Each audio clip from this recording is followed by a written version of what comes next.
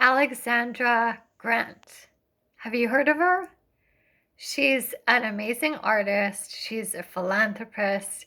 She has been a professor of fine arts. She is part founder of a publishing company. She speaks three different languages at least. She's lived in Paris, in Mexico, in the United States. She has co-authored a book that's like a picture book for adults. She has done so many incredible things and lived in different parts of the world and is so worldly. She even loves being on a motorbike or riding motorbikes. And she's adventurous, she's creative, she's probably so many things that I still don't even know. But the reason that I found out about her is that she also happens to be Keanu Reeves' girlfriend. The thing is that we weren't introduced to Alexandra Grant as all of these amazing, imaginative, artsy things attached to her. We were introduced to Alexandra as the woman that Keanu Reeves is dating that has white or gray hair. People were shocked.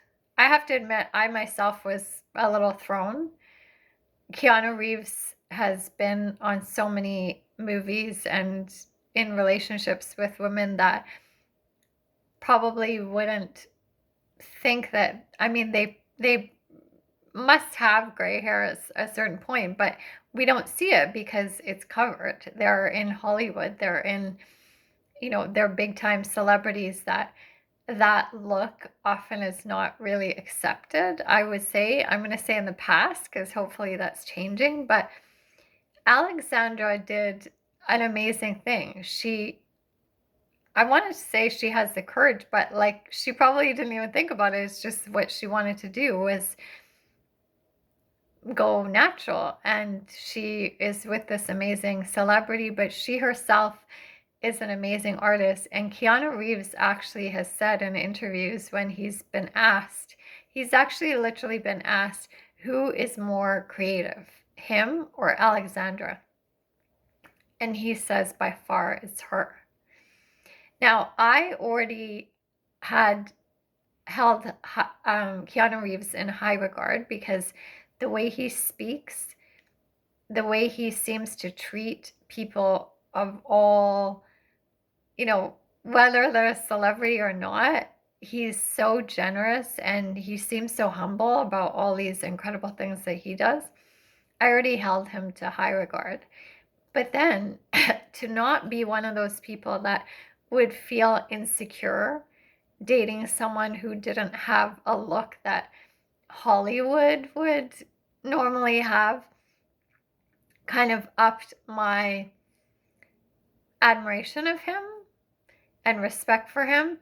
But then on top of that, that taught me, why am I thinking that way? Because actually she's obviously a really great catch. And she herself I admire her because she even said, and I think she said it lightheartedly, she said, I never thought that what I would be known for would be my hair.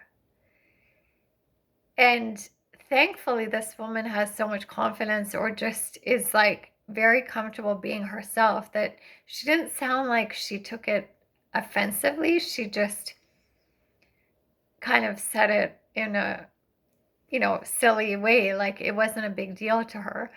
But this woman has achieved a lot. And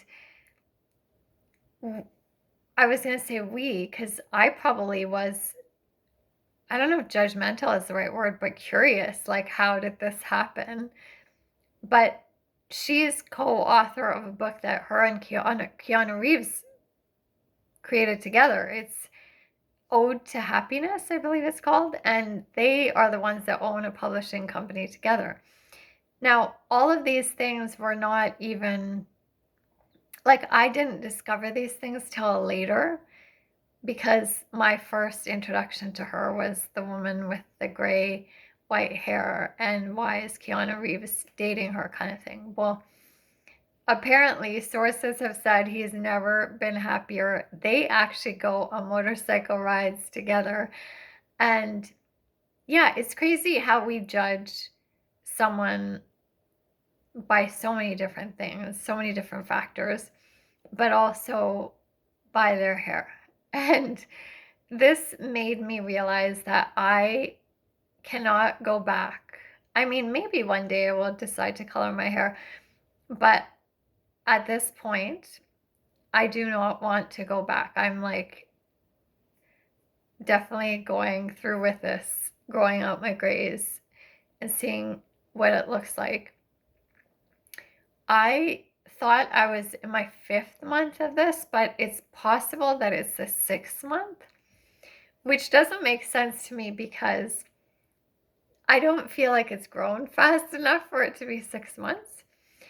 And I feel like this side of my hair grows, like the white or the gray comes out less or grows slower than this side, which is kind of interesting. I don't know if that's just because the right side has more layers, but that's something that I've observed. And Amanda Silver's sister, who I have quoted before and talked about before, she is now in 3 years, into 3 years of her growing out her gray, now pretty white hair. And I'm going to link her, one of her most recent videos here.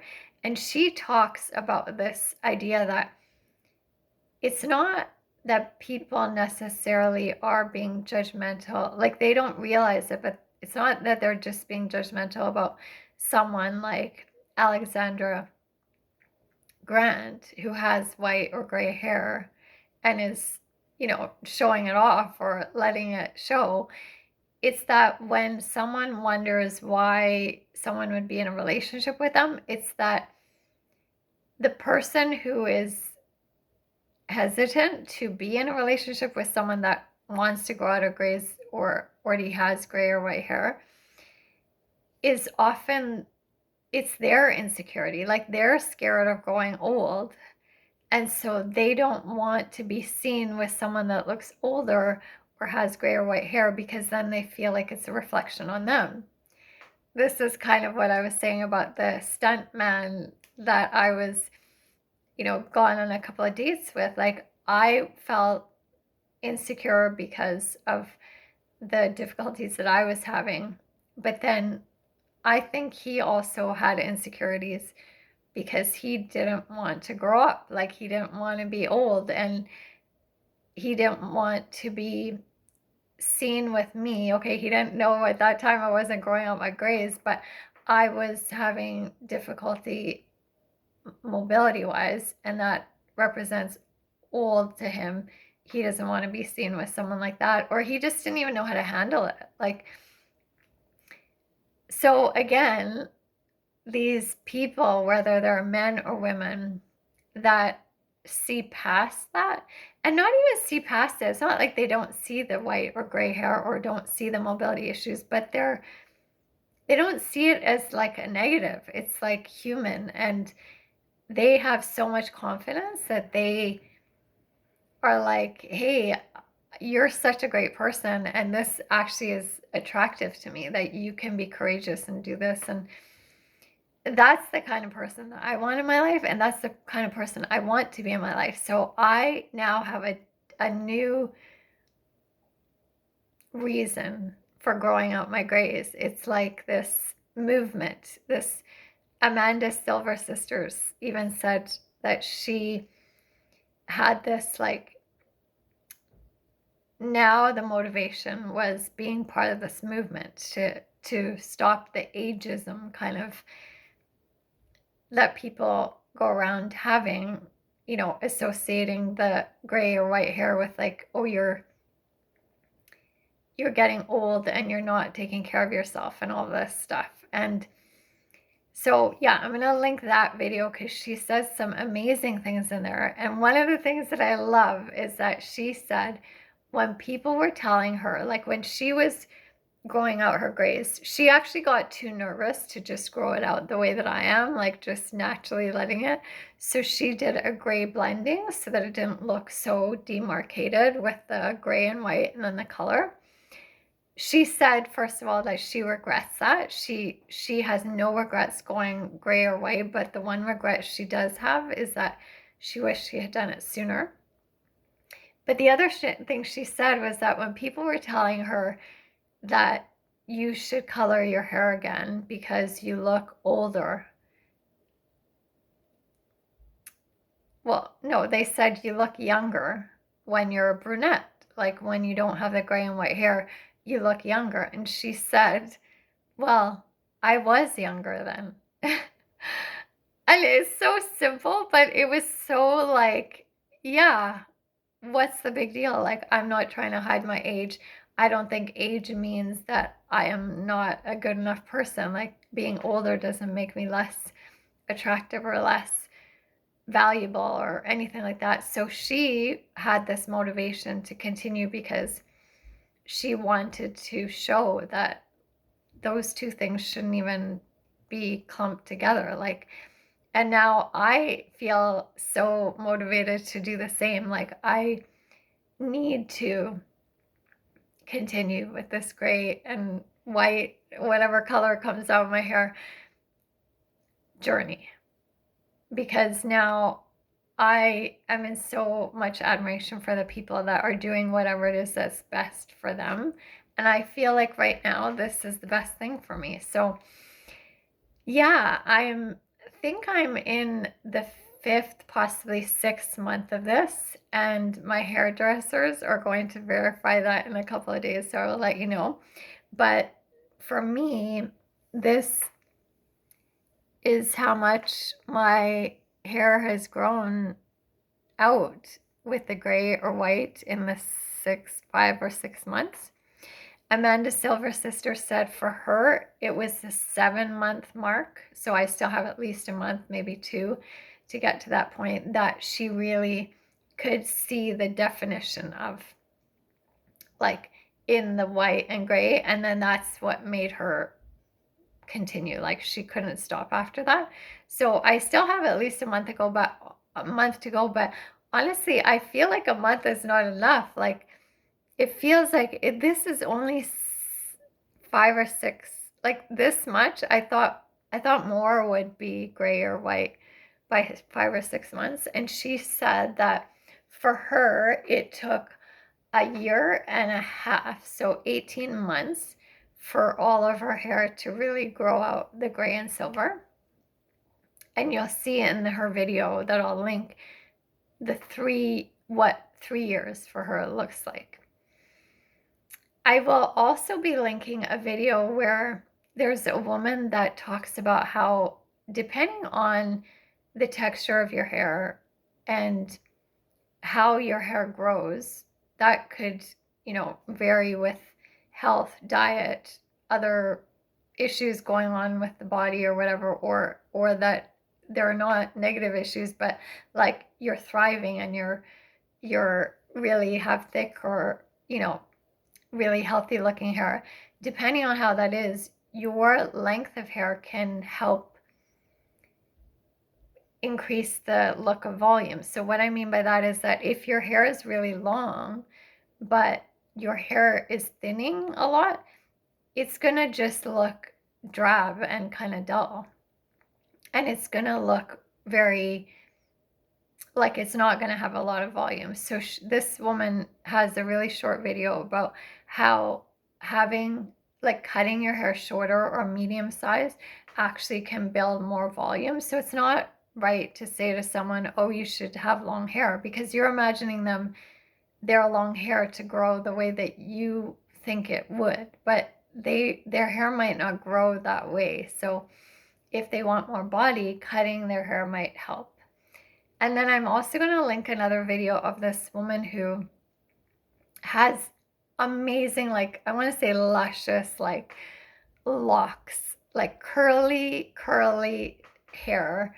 It's pretty dark naturally. not as dark as mine actually. Like it's not black brown, but it's brown and it's really long. And she has decided to grow out her grays. She's been growing them out naturally, and she's not cutting her hair. So you actually see, like it's more evident in the curls and the locks how the gray, like you can see the gray and white growing out, and you just see the definition of it more in the curls. And so this whole part is like white and gray, and then there's a long amount that's still colored.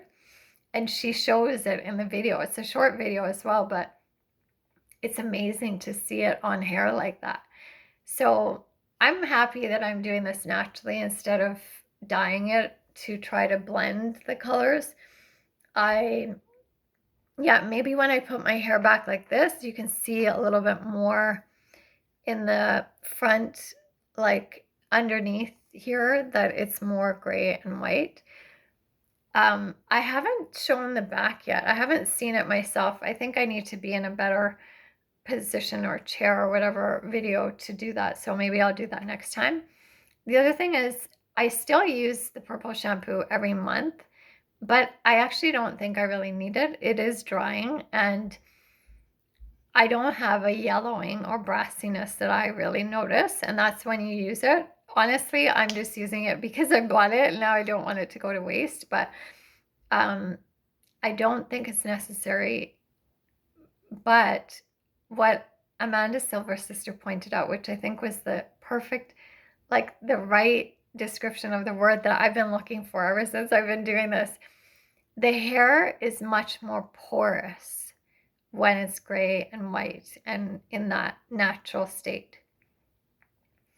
That is why heat can make it, like, can damage it very quickly. That is why the sun can make it go yellow. That is why purple shampoo can dry it. Like the hair is much more porous because it's in its natural, more delicate state in the yellow. I mean, not in the yellow, I shouldn't say it shouldn't be yellow, in the white or gray state. So that's why, you know, using some things to protect the hair might be more necessary with the gray or white. I think some people don't need it that much, but some people do. So I like that she pointed that out. And yeah, if you find other either famous people or just people that you know, or people that we might be able to look up, like who have luscious locks of, you know, gray or white hair that rock it. Like I want to build,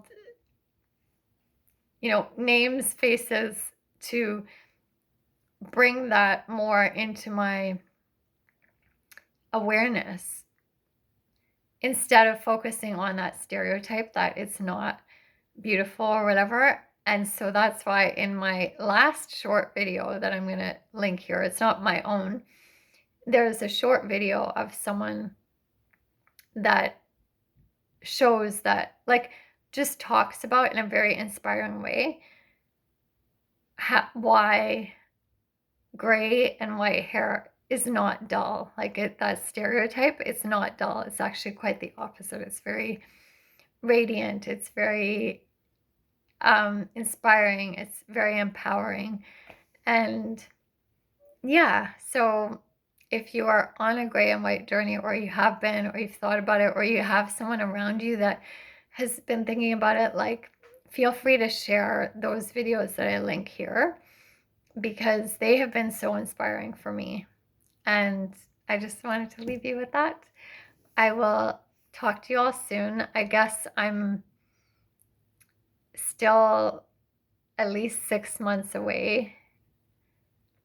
No, more than 6 months. 9 months, oh my God, from like the full head of hair being white or gray according to these other women, but maybe a month or two away from it being like more like half. But I can't see that happening in a month or two. I think it's going to take a lot more than that, but who knows? We will see. And I'm kind of I get intrigued by seeing. So, yeah, talk to you all soon.